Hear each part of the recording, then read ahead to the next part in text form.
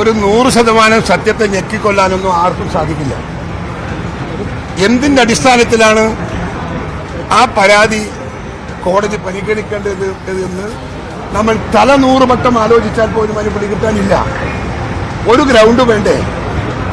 അവർ ഉണ്ടാക്കിയിരിക്കുന്ന ഒരു വൻകിട കമ്പനി എക്സാലോജിക്, എവിടെ നിന്നാണ് ഇതിന്റെ സാമ്പത്തിക വരുമാനം? അതിനകത്ത് ഒരുപാട് അക്കൗണ്ടുകൾ കണ്ടെത്തിയിരിക്കുന്നു, അനധികൃതമായി പണം പറ്റിയ അക്കൗണ്ടുകൾ. ഈ വസ്തുനിഷ്ഠമായ കാര്യങ്ങളെല്ലാം വെച്ചുകൊണ്ട് ഏത് കോടതിയാണ് അത് നിരാകരിക്കുക എന്ന് ഞങ്ങൾക്കൊരു സംശയം ഉണ്ടായിട്ടില്ല.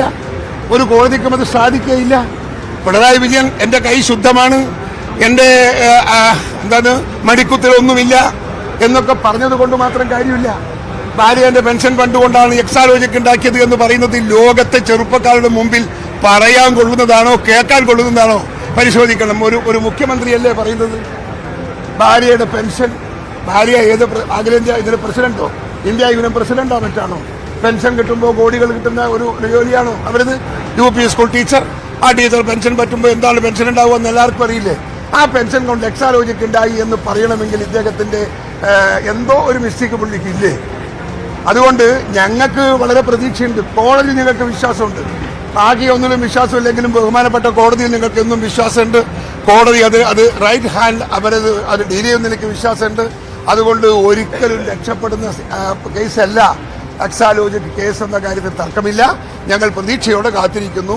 ജനമറിയണം, ലോകമറിയണം പിണറായി വിജയനും കുടുംബവും ഇങ്ങനെയാണ് എന്ന് ലോകമറിയണം. അത് ഞങ്ങളുടെ ഒരു രാഷ്ട്രീയ അവകാശമാണ്, ആഗ്രഹമാണ്. ഈ കേന്ദ്ര ഏജൻസിയായിട്ടുള്ള SFIയുടെ അന്വേഷണമാണ് നടക്കുന്നത്. ഈ ഏജൻസിയിൽ വിശ്വാസമുണ്ടോ? ഈ അന്വേഷണത്തിൽ എക്സാലോജിക് അല്ല, അതിന്റെ അന്വേഷണത്തിന്റെ ഏജൻസിയോട് വിശ്വാസമുണ്ടോ എന്നുള്ള കാര്യം ചോദിച്ചാൽ വിശ്വാസം ഉണ്ടായ സംഭവങ്ങളുണ്ട്, വിശ്വാസമില്ലാത്ത സംഭവങ്ങളുണ്ട്.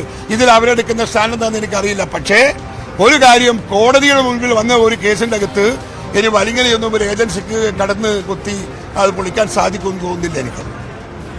കോടതിയുടെ ഒരു ഒബ്സർവേഷൻ എന്തായാലും ആ കേസിന്റെ അകത്ത് ഉണ്ടാകും. അതുകൊണ്ട് വലിയൊരു അപകടം വരാൻ സാധ്യതയില്ലെന്നാണ് ഞങ്ങളുടെ പ്രതീക്ഷ. അതൊക്കെ അങ്ങ് റെഡിയായില്ലേ? നമ്മുടെ എന്തെന്ന് ഫ്രീസ് ചെയ്യാൻ? നമ്മളെ കൈമൽ എന്ത് കാശാണ്? ആ പടവും കൊണ്ട് അവിടെ നടക്കുന്നത്. ഞങ്ങളൊക്കെ രാഷ്ട്രീയം കളിക്കുന്നത് അന്നന്ന് കിട്ടുന്ന പൈസ കൊണ്ട് അന്നെന്ന് പറഞ്ഞിട്ടില്ലേ? അതുപോലെയാണ്.